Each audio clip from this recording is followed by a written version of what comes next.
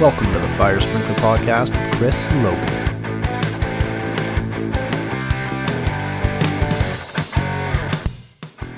Hey everybody, thanks for tuning into this episode of the Fire Sprinkler Podcast. On this episode, I have Tom Savage.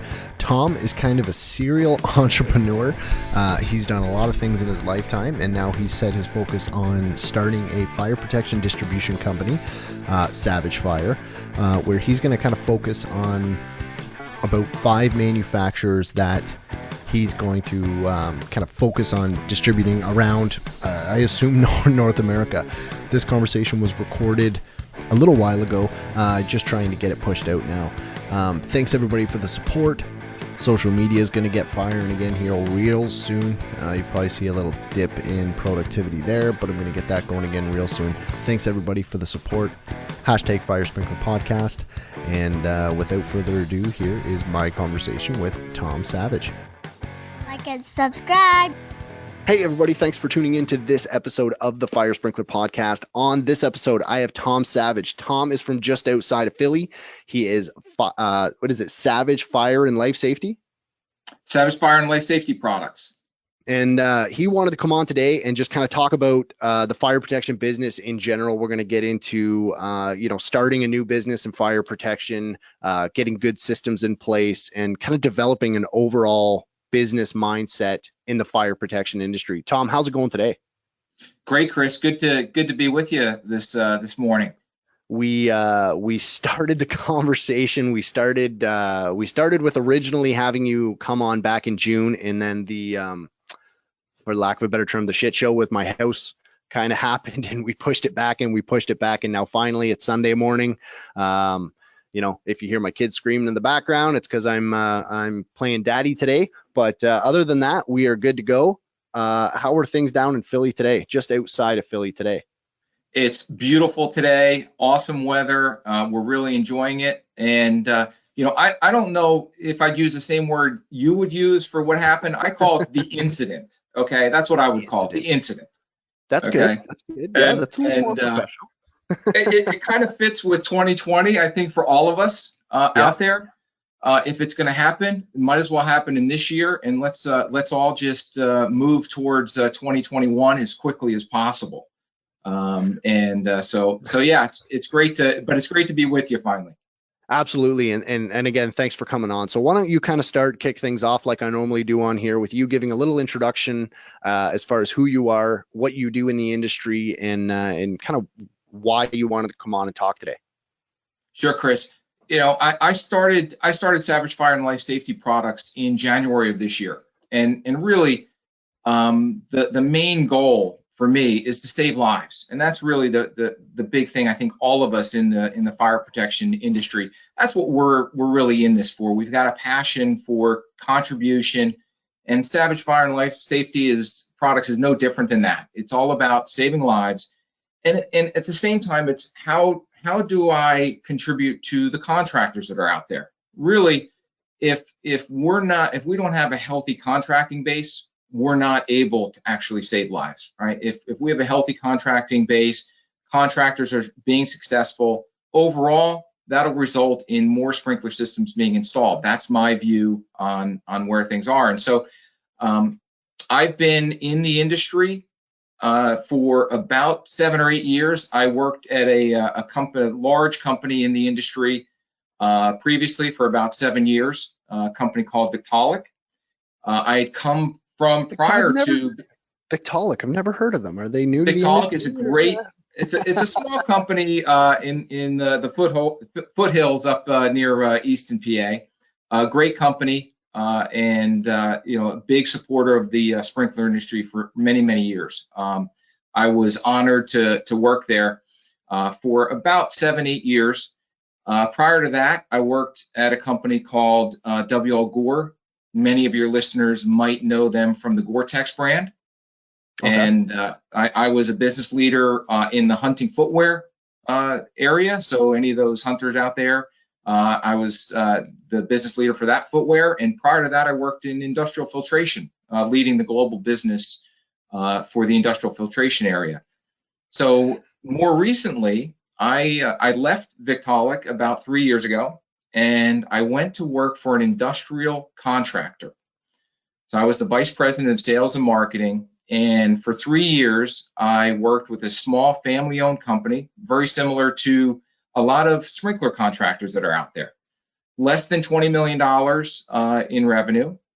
So a nice size, but not a major, regional contracting company. But I really, as an officer of the company, I learned a lot of how to operate a small business. Right. And it was, that's what really attracted me to leave my prior role and join that contracting company, because I saw a team that could do more than they thought they could do. And they kind of had some limiting beliefs about what their opportunities were. And I really felt like it was a good opportunity to match my skills with what their resources were so we could be even more successful. And so that was a fun ride. And almost by chance, I had an opportunity to buy a second business that my wife and I own. It's an Italian ice business. And that kind of got my entrepreneurial thoughts going. And I thought, well, it'd be really nice to have my own business after all these years of building businesses within companies. Mm-hmm. I felt it'd be really nice to have my own business with my wife, and our youngest daughter is, she left corporate world and she became the manager of the business. And so it's really a great family run business, but it also gave me the opportunity to think about getting back into the sprinkler world. And so that's really where I decided to start Savage Fire and Life Safety Products as a distribution company, to get back and to help bring technology to the industry.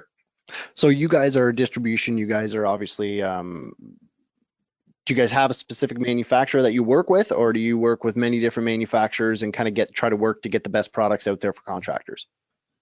When I started, great question, Chris. When I started the business, I really had to think about what is the business model, right? And I think that's a challenge that many of your listeners and viewers are dealing with, is what makes us unique? Why do people want to work with us?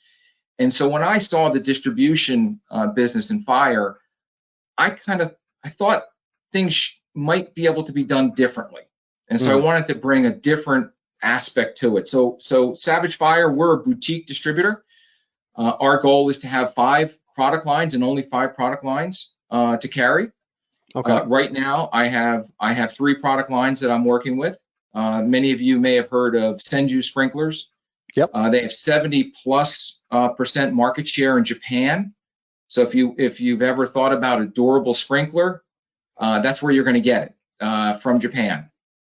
I've had the guys from Senju Sprinkler on, and what they came on to talk about was a residential brand, because they have an excellent residential line of sprinklers, as well as they do pretty much, probably they're the #1 custom plate manufacturer, I would say, in the world, as far as what they have available and what they can do with custom sprinklers. And they sent me that bad boy right there. I'm not sure if the camera's going to focus on it or not, but the fire sprinkler logo on a listed concealed sprinkler plate. And they do many different kinds of styles and colors, and pretty much if you send them a design, they can put it on a custom plate. I believe one of the ones they did was the one of the professional baseball teams got the World Series logo put on sprinkler plates and put all through their facility the year after they won it.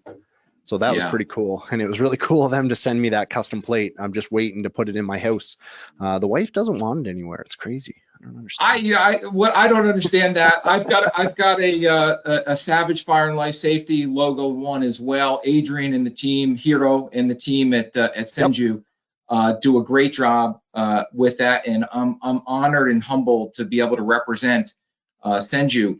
And you're exactly right. Senju is an example, Chris, of a company and a product that many of the contractors out there don't know. And so you say, well, a typical distributor has hundreds of products that they represent, right? Yep. Then again, every other distributor represents almost the same 100. And so when I started the business, I said, I don't want to go down that path. That's not what the industry needs more of right now. Right. We have a great distribution area, and I applaud all of the distributors that are out there. I just think I can help add some more oomph to what we do to optimize the sprinkler industry. And so Senju is an example of a company that what their advantages are. But we have some standard cover plates that nobody else has.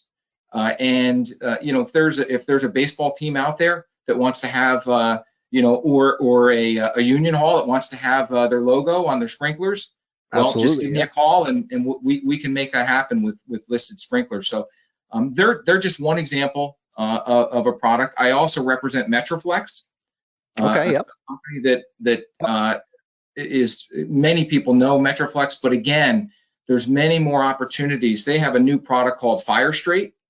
That we don't want to talk about necessarily specific products, but they've got some products, Chris, that are just amazing, that people are getting to know, that they've spent time and money investing in. And so my third product is a company called Aegis Technologies. So they have the dropster and the adjuster. So these are pre-made up nipples, and they have patents and a lot of innovation there that the sprinkler contractors that I've talked to, they don't necessarily think about using those products, but once I show them what the products do and what Eric Jensen and his team does there at Aegis, everybody is very interested in it, and they start finding ideas of where they can use those products across the board. So right now I've got three of the 5 products, and I'm in discussions with 3 other companies right now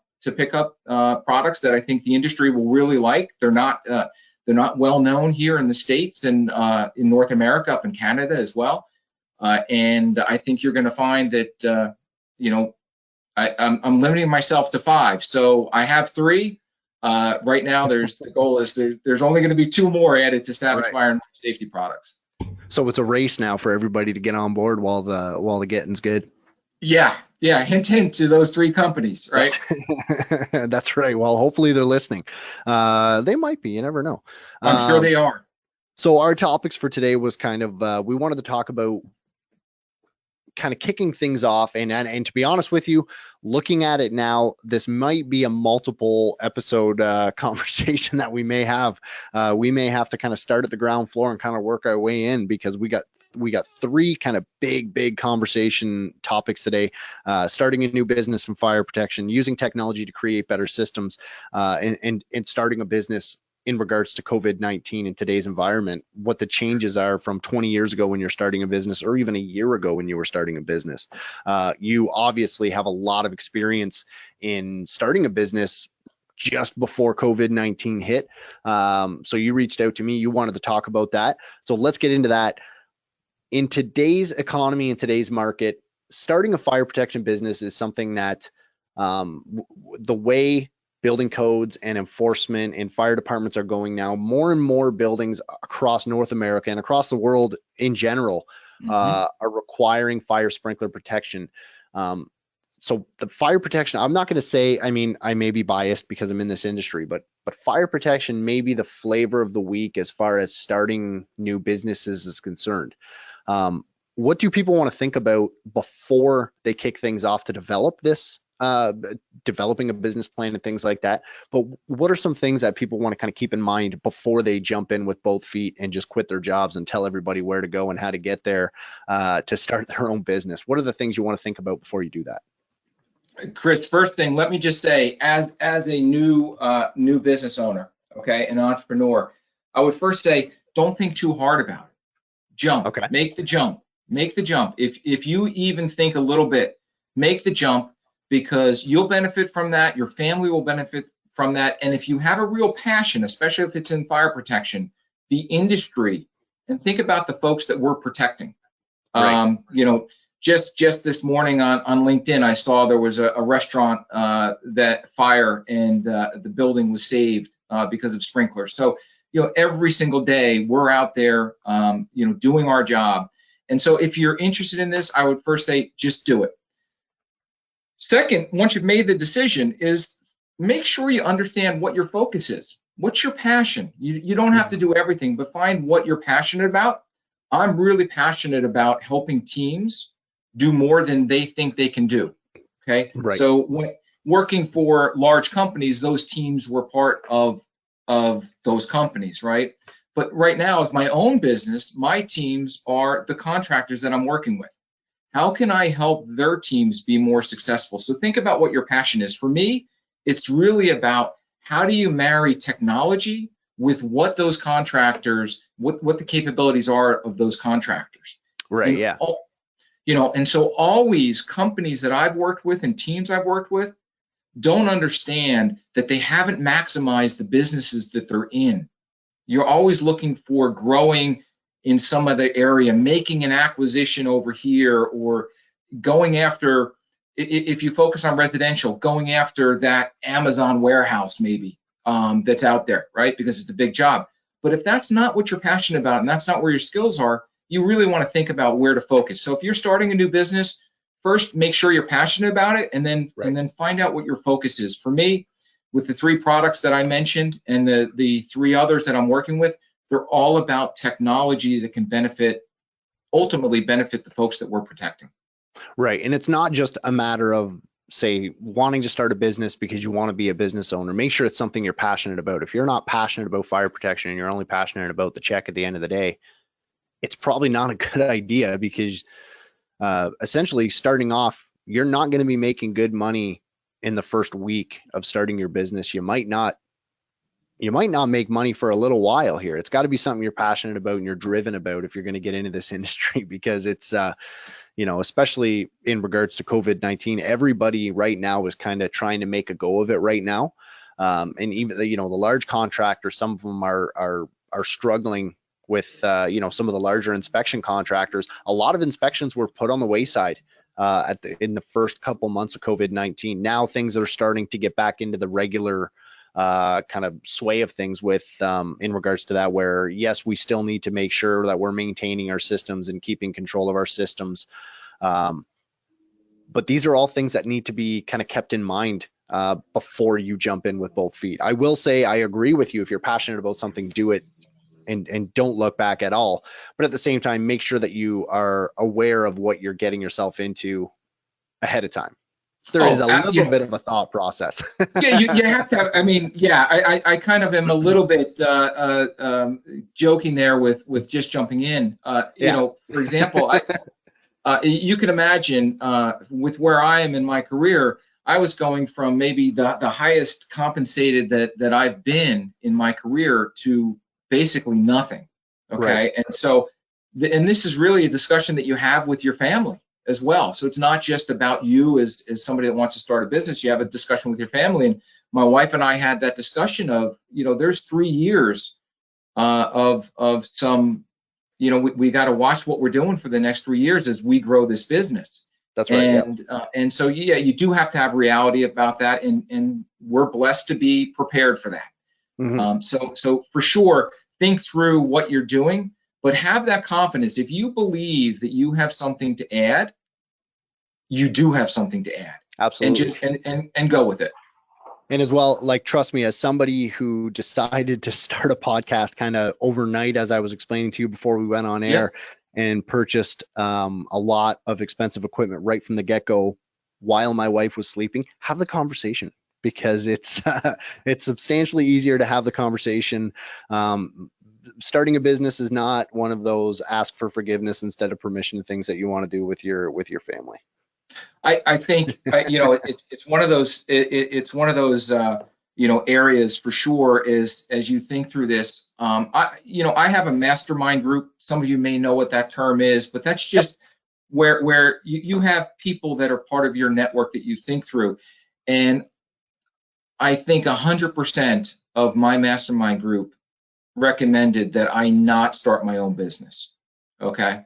I had a lot of people when I started the podcast as well, kind of were like, I think it's a good idea, but I don't know if you're the guy to do it. And I had 4 or 5 people that I look up to say that to me. And I was like, oh man, I think it's a good idea. And I don't want somebody to, the thing about my podcast is it was essentially, I got a lot of likes right away and a lot of subscribers. It was a first to market thing. It was the only thing that was available. So it's easy to be number one when you're the only one.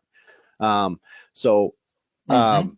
you know, that So being that's out said, there. So one thing that I read recently for, if you're thinking about starting a business, and for those that have started the business in COVID, this is a saying that I think is really true. Fear is a liar. Okay. So it's always on the other side of fear where success is. Okay. And you right? had to Yeah, have that confidence, right, to do what you did to start this podcast. And now that's right. you're all over the world. People are listening to you. And so you're influencing fire protection around the world now, Chris. And that's what I see with Savage Fire and Life Safety products is same thing, is there's an ability to have a positive influence in the industry, but ultimately it's all about the people that we're working with. That's Right. really what it's about. At least for me, it's what it's about. And so COVID-19 is, it's a terrible, terrible thing, right? we Mhm. we know that this is not, we would, nobody listening to this, watching this would want COVID-19. But at the same time, there's always opportunities, and we may be coming into an economic winter, if you know what I mean, right? Yeah, absolutely. Yep. Physically here in North America, we're moving into winter, but an economic winter, we may be coming into an economic winter. And what that means is we have to prepare. And as long as you prepare for that economic winter, you do the right things, you can actually thrive in the winter, right? So a lot of times you think you hunker down in the winter, but the winter is really about setting the plans for when spring comes. Because what we know is after winter, what happens next? Spring. That's right. At Yeah, least as far as in my life, in the years that I've lived, after winter, there was always a spring. it comes And every. so I haven't missed one yet in my years. you haven't missed one. I haven't missed one. So I think anybody that's thinking about getting into the business, I look at this as quite frankly, there couldn't be a better time, because as I've been building the business and working with the contractors that I'm working with and the companies that I represent, this gives us the opportunity to really hone what we're doing and make sure that we're really adding value. And I think that's, if you're in business right now, that's what you want to be thinking about. And that's the products that I represent and the companies and the people that I represent. That's what we're really about, is how do we help the contractors maximize this time? Because this is a time where you can be very, very successful if you think the right things and you do the right things. So in saying that, what is available out there for contractors to help better themselves and to kind of use this economic winter to create better systems and to develop better procedures within their business? Like what technology do you recommend people use and kind of start researching now before everything slows down, so they can kind of get their feet wet while things are slowed down for when things pack up, bears eat in the spring, right? That's when the getting's good, right? Yep. So get used to the products and the processes when you're a little bit slower, makes that feast all the much better, right? It makes you be able Yeah. to process it a lot better. So what's out there that you would recommend people use and get used to? Not necessarily specific brands, Mhm. but how do you recommend people kind of use technology to increase their bottom line all around? Great question, Chris. There's a number of different things, right? So the first thing is, right now you have jobs that you're working on. You Hmm. bid jobs. If you're a contractor, I'm speaking to the contractors out there, okay? Yep. But if you're starting a business, this is the same thing. But if you're a contractor, you're bidding jobs, and I talk from experience, because one of my, as a vice president of sales and marketing for a contracting company, right? Most important thing is you get your bids right. Right. And so Yes. you want to look at how you're bidding a project. And if you've been in business, you have an idea of how to bid. Then you're going to execute that. You won the job. Let's just say you got your bid right, you won the job. Yes, we're celebrating, you want to celebrate all along the way, and then you finish the job, right? Oftentimes, and then maybe you're adding up how you did. Okay. What I found is, if you follow that procedure, you're missing a lot of opportunity to optimize your business to be even more successful. So what I found I did is, I knew how to bid the job, okay? And it wasn't just me, it was a team of folks. Mhm. And when I bid a job, the construction team that was going to be working that job, they worked with me as I developed that bid. Okay. Right. So now you have a bid that you won. All through that process, you want to be tracking your costs. Mhm. If you track your costs and you don't wait till the end, if you wait till the end, that's when problems happen, right? It's really hard to repair something after the project is already complete. Like if you see things going south at the 10% mark, you have time to kind of right the ship and get things going again. Yep. But if you're only evaluating your projects after they're done, you may be taking a larger hit than necessary because you lost 40% of your momentum in the first 10% of the job. Right. And you know, it's not your fixed cost. It's not your material cost that's gonna put you Right. above or under, right? It's how you execute the job with your team, how efficient you are. Okay. Right. And the other thing to remember, I would just say, is you want to celebrate when you finish under. Let's just say you finish that job 2 days earlier than you expected, but be careful of celebrating that for too long, because if you continually do that, how many jobs are you not bidding properly because you're finding that you've saved all this time? Well, let's build that into the next bid that you're doing. So Right. as you said, so you want to do that. So now, how do you do that? Okay. So you can do that in many different ways. First is you could just put an Excel program together and track your costs. Other Right. companies have costing, and most companies nowadays have a costing system that you can put in. I can tell you, on the jobs that I bid and that we won, every single day I knew what costs were being associated to that every single day. So let me And ask you this. Let me kind of interrupt you from yeah, a kind of putting on my contractor hat for a minute. sure. In order to track those costs better, do you do, or would you recommend people do a PO system for all costs? If the guys in the field are short 21-inch elbows, do you recommend getting a PO issued for the office to confirm costs, et cetera, or do you look at it as a way of that's an extra step and a little bit of time that the guys have to waste in order to get that material? Do you recommend they just get the material and bill it to, say, a job number, which is essentially that's how we do things? We have a job number that so they're working on job 11111. When they go to the wholesalers and get material, instead of calling and saying, hey, I need to get material, they simply go to the wholesalers and say, I need 21-inch elbows, 11111 is the job number across the top, and then I get an invoice in the mail, or Right. usually emails. It's 2020. Yeah, and hopefully you know that day that they're applying that cost to that job. So there's many different ways you can do it. I wouldn't it's difficult for me to give a recommendation because each contractor is different in how you do it. But what you just described, Chris, tells me that you know what you're talking about there, right? Yeah. Because what you need to do is, what you don't want them to do is just go to the wholesaler, or to me, say for example, somebody calls me because you're buying some Senju sprinklers and you just realize that you don't have enough, right? Yep. You don't want to just come to me and say, I need to buy an extra 30 sprinklers. You do want to tie that cost. The important thing is you're tying that cost, and that can be uncomfortable for people to do, especially if you're out there and you're very busy on a job, but you have to do that. You have to instill those kind of processes with your team, and once you do, and the team starts to see the benefits of that, you'll see the results change. So I'll give you an example of one of the things that we did. We had job boxes, right? Many of us have job boxes, right? Again, this is for industrial contracting, so this is not sprinkler world. I was completely out of sprinkler world, but this was we had job boxes, and the reason we had job boxes is because we were finding out that we might not have a power cord, for example, on a job site that we needed.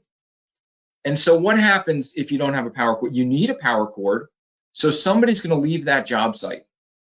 Now, what do you think? Do you think it's the least expensive team member that leaves that job site, or do you think it's your most experienced? It's usually the guy who's got the most time in and is getting paid the most amount of money, either the foreman, the journeyman, if it's just a single, the apprentice is staying there sweeping the floors or doing whatever he's got to do. So I think that's the same in Sprinklewood. That's what I found. Yeah, it is. And Yep, so, agree. and so now they're gone. So if let's just say you're getting that at Lowe's, where we go to Lowe's or Home Depot to get some of that stuff. So let's just say you go to Lowe's. So Lowe's, they have a lot of them, but that's at least 20 minutes away. So you've got you're off the job for at least an hour. But you know what? We're gonna have a break. It's what now your most experienced person left the job. So how efficient are we on the job? So what we did is we analyzed that as a team. This was not just, it was being on the job site. So the other thing I would say, if you're an owner, I know it's difficult, but just spend time on the job sites. If you're a designer, spend time on the job sites, because what you're going to find is you think this is how they're doing it, and this may be how they're telling you they're doing it, but when you go to the job site, you find out maybe it's slightly different. And so what we did is we said, we're going to make upfront costs and we're going to build these job boxes as an example. So but that came through the analysis that we were working on. So to maybe answer what you're talking about is what would you use? I would use Excel to do the tracking. You may have a cost program already that you have. Maximize that. Many people, if you're a small business like myself, I'm using QuickBooks, right? So I capture all of my costs. For example, when, if you were going to buy some sprinklers from me, I have costs associated with that. I use QuickBooks with that, and I assign that to those jobs, so I know where those costs are. And a lot of the tools that you already have, back to my original, one of my original thoughts about more from the core, of focusing on what you do more from the core. The programs that you already have resources that you may not be taking advantage of to be able to track these costs. Yeah, so it's all just about knowing what your products can do, knowing what you already have, and getting those systems in place. Even setting up a system where, obviously, at some point on a large contract job or something like that, management is going to be on site once or twice a week. A good foreman, a good journeyman, anybody who's running a project will always have that look ahead at least 2 or 3 days, so that they know on this day I'm going to be at least in this room and this is the stuff I need. Do I have that stuff here? No, I don't. I know John's coming to site at, John stops in on Thursdays, and Mondays and Thursdays are when he's in my town, on my sites. Make sure that he knows a couple days before he's coming to site that you need this stuff, because he can come. He's already on the road. You don't have to leave site. He's not. Management can bring material, they can bring tools, they can do things like that, right? Especially like when I say management, I'm not just talking about the guy in the office with the golf shirt or the button down shirt. I'm talking about your road supers, your general foreman, things like that. Those are the guys that are there to help you succeed on these projects and kind of tie everything together. Because in the end, we all as fitters and journeymen have jobs to get projects done. And if you want to keep having a job and keep getting jobs done, you've got to work in a very effective way. And that's something I've always said I've said it 1,000 times. You're going to evolve with the industry, or the industry is going to evolve without you. It's always about finding that piece of material or that tool or that this or that can get the job done quicker, because it's not about reducing the hours to the guys in the field that are working. Like, oh, well, yeah, but if I use a flex drop, that's just taking hours away from me. There's always another one. Right. Well, so you mentioned flex drops, and some people may know me from flex drop world. I have a few patents in that space. If anybody's seen some of the Vic Flex, and you've seen an orange and white sleeve on the Vic Flex, that's one of my patents, actually. Okay.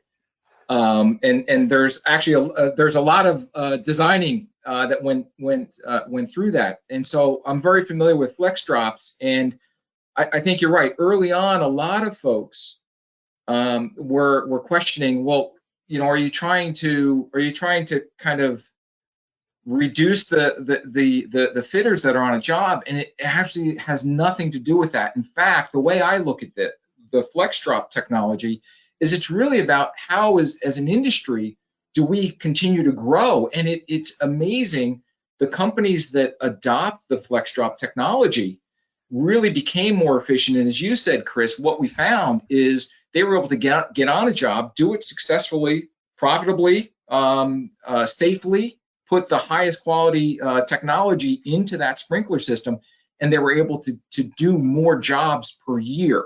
Yeah. And that's really where it comes to. And that's where with Savage Fire, I really look at the opportunity to help a lot of these contractors think through that process and really kind of step back a little bit and think about the positive, right? It's just another tool. It's just another tool for how you execute on a job.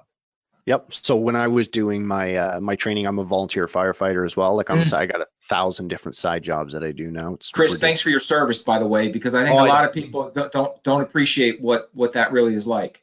I appreciate that. I'm still very new, so I haven't gotten really into the nitty gritty of it yet. But it's been a couple months, and it's been a lot of fun. You know, you get the bad calls, but you get the good camaraderie, and it's a really good. My community is really good as far as supporting us, and all the guys in the department are awesome guys. So it works out really, really good, and thanks for that too.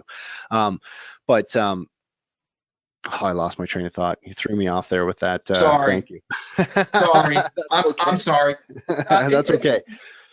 You know, so but I think when you think about optimizing on a job, it's just another tool. And so, you know, people look at FlexDrops, and I look at, for example, Metroflex, and how if you have, you know, tight spaces, thinking about using some of their products that you may not have thought about using before, that's really what you want to be considering. And same thing with Aegis or even the Senju sprinklers. I mean, nobody really thinks about these things until it's too late.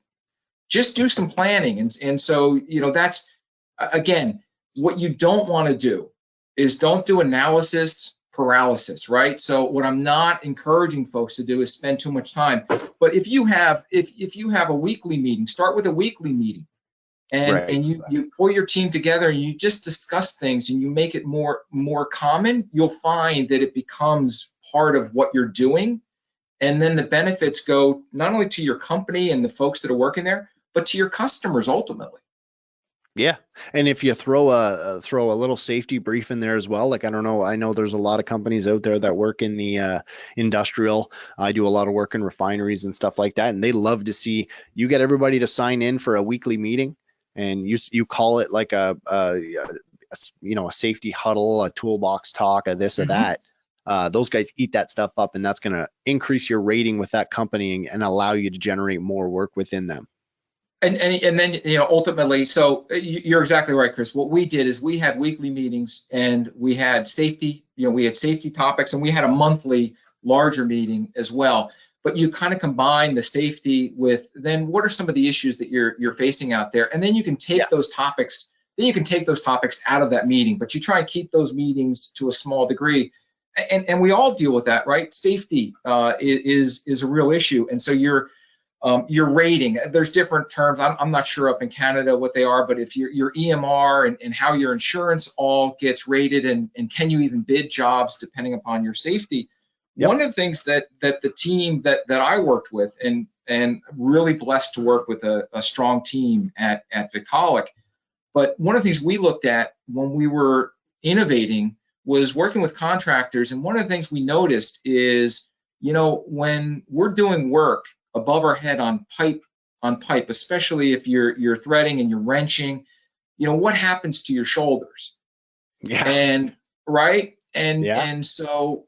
And when you think about that, think about if it was you, or the way I think of it, if it was my son, my daughter, or, you know, myself, are the ways that we can innovate. And so another area that we came out with, if anybody's used the captured coupling technology, where there's couplings on the end of the FlexDrops, right? Yep. Well, that's again one of my patents, but that. Really, the most important thing is that the team was able to innovate, and we worked with some contractors all over the world to really understand where that was at. And so you could look at that technology and say, well, that's really about doing it faster, but it's really about how do you have a safer installation for everybody across the board.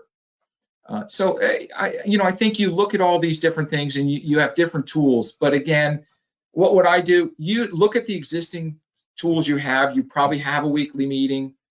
Just add to that a little discussion about, how many times did you have to leave a job site for that job? Right. And what could we put in place? Ask the question. Don't go in with an answer. Ask the question. What could we have done differently?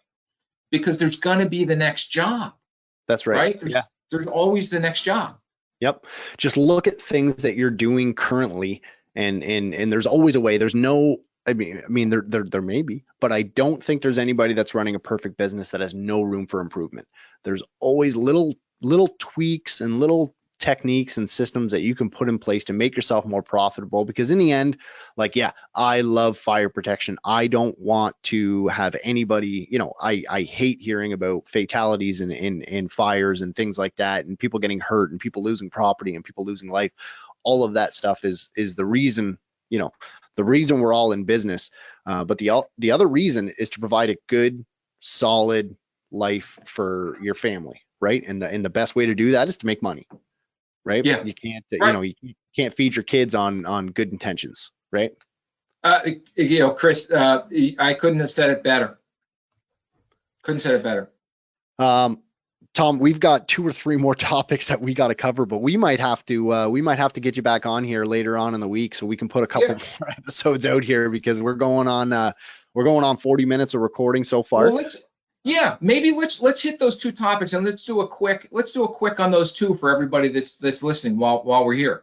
Yeah, absolutely. So basically what we were going to be talking about, as well as the technology, which we talked about pretty extensively. We didn't get into the nitty-gritty of it, but we did a good overview of it. But the other thing was opening up a business in COVID right now.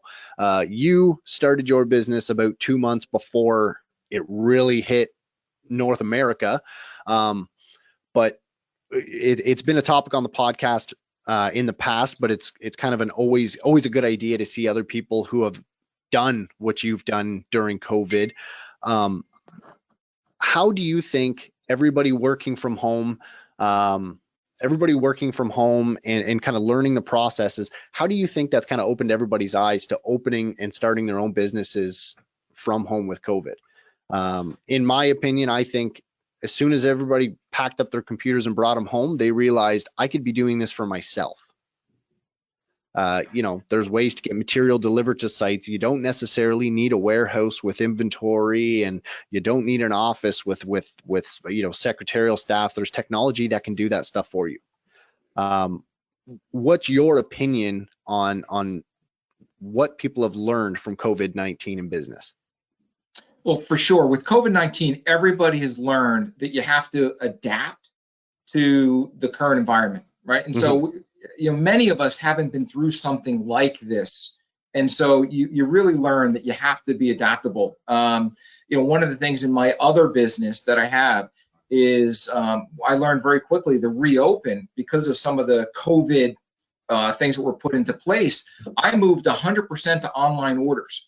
I didn't have a website at all pre-COVID. And through the first couple weeks of being in quarantine, myself, my daughter, and my wife, we worked on a whole process, and we moved 100% to online orders. So when we were able to reopen, for the first month, we were 100% online orders. So I think, one of the things is we all realize that there's opportunities. Prior to that, I wouldn't have thought there was a reason to be online. And so I think the same thing with what folks are seeing here is this forces us to think about how efficient we really could be. Okay, and I think I'll leave that as maybe the main thought for the COVID-19 is what it's done for folks is it makes us think, I could do that differently. You mentioned that maybe you don't have to be there. Now we know to install the system, you have to be there, right? So and you have to operate safely, and we all know how to do that. I think at this point, I know running one of my business with my employees, you have to do it safely. You have to give them the tools to do it safely, the training, all of that.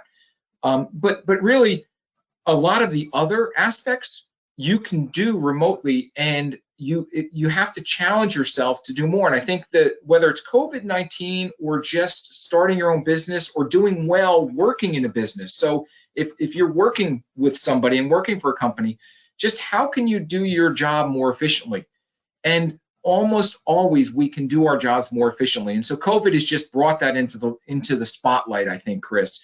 Right. Really. And I think what we're going to find is many of the innovations that we've come up with are not going to go away. And it is going to change the environment. And the way I look at it, people would say you should never get into distribution and fire protection in the first place. And boy, you shouldn't do it when there's a world global pandemic. Right. I look at that and say, no, this is the best time to do it because the opportunities exist for change. And there's going to be disruptive change that's going to happen in all of the industries, all parts of our lives right now. You're also starting a business and developing the systems for running your business in an environment. I am a shake a hand, look a guy in the eye to close a deal kind of guy. I've had to completely reevaluate how I do things, right? Like, we used to get guys that would call us up, oh, I got a warehouse, I'm going to send you some drawings. And then they would say, okay, I'm going to email you a PO. And whoa, hold on a second now. I'm going to print off some drawings. We're going to meet, like, even if we meet on the hood of your truck at the Tim Hortons or any coffee or Dunkin' Donuts, whatever coffee Tim shop Hortons, now I'm hungry. Yeah. Now I'm hungry. You know what I mean? And you put the drawings on the thing. This is what we're going to do. This is how we're going to run it. At that point, I've met you. I know that you're a person. We can shake hands. We go on our way. That's how I like to do things. Yeah, and I think that's how many people like to do it. And the oddest thing for me is not shaking somebody's hand when I meet them right now. The elbow bump, the fist bump, and I don't, hand sanitizer. Chris, I'm not even doing that. I'm not even doing that. But it, because you just, it just changed things. But people that know me know that that's not the way I am. But I have to adapt because the reality is we want to be successful. And so that's just that, whether it's the elbow bump or the fist bump, that's the adaptation that's going on right now. And to be successful in this, it's the same things that if you're going to be successful pre-COVID, with COVID, it's the same things that you need to implement, Chris. Right. So does that I agree. kind of answer that? Yeah, I think so. It's a different world. You're starting a business in a different world, but that'll allow you to create systems to manage it when things go back to normal, if things go back to normal, when things go back to normal. Right. You've started things in this environment, and it'll just smooth sailing from there on out. How many of us are using Zoom call or GoToMeeting or whatever now that we didn't do before? And we're certainly using it more than we've ever used it. I'm not sold on the fact that this whole COVID-19 wasn't started by Zoom. I mean, I never heard of Zoom before this thing all started, and then all of a sudden their marketing team just went bananas. And Zoom is, I've been using GoToMeeting since day one with the podcast, and between Microsoft Team meetings, Zoom, all of these other ones have kind of blown up over the past little while. So I don't know. I think something's a little suspicious there with Zoom is zooming. I did a Zoom call with the family last night. Everybody's remote. We did a Zoom call with the family, and you're right. 8 months ago, I didn't know who Zoom was. But that's the example of the opportunities that exist. And again, this COVID-19, it's just, enough said on that. It's horrendous, but if you adapt and overcome, that's what you do. And that's business in a nutshell. Tom, thanks for coming on the podcast. We're going to have you on again because there's a lot of business stuff that we need to dig into. And I think a lot of people want to know about that, especially in the fire protection industry. They want to know as much as possible. Fitters in the field want to know what the guys in the office are thinking. The guys in the office want to know what the guys in the field are thinking. And that's kind of what this whole podcast is about, is just getting everybody an opportunity to sit in on the conversations that happen in the office, in the field, everywhere. Yeah. Chris, thank you so much. And to your listeners and viewers out there, thanks for spending the time with us. And, really what I like to say is innovative products, transformational growth. That's what you need to be thinking about. Right. Yep. Awesome. Tom, if anybody wants to reach out or learn more about Savage Fire Protection, Savage Fire and Life Safety, where can they find you? Yeah, so go on to LinkedIn. You'll see Savage Fire and Life Safety products there. You can link in there, follow our company. You can find me on LinkedIn, tom.savage@savagefiresafety.com. Email me, and would love to connect with you. Awesome. Tom, thanks again for coming on. Chris, thank you. Hey everyone, this episode of the Fire Sprinkler Podcast is done. If you liked this episode, leave a review, comment, or hop over to my social media pages and let me know. Just search Fire Sprinkler Podcast on Facebook, Twitter, Instagram, or LinkedIn. Don't forget to hashtag Fire Sprinkler Podcast and anything you think I should know about or see. If you have any suggestions for future episodes of the Fire Sprinkler Podcast, email info@firesprinklerpodcast.com. Thanks for listening. We'll see you next time. Take care.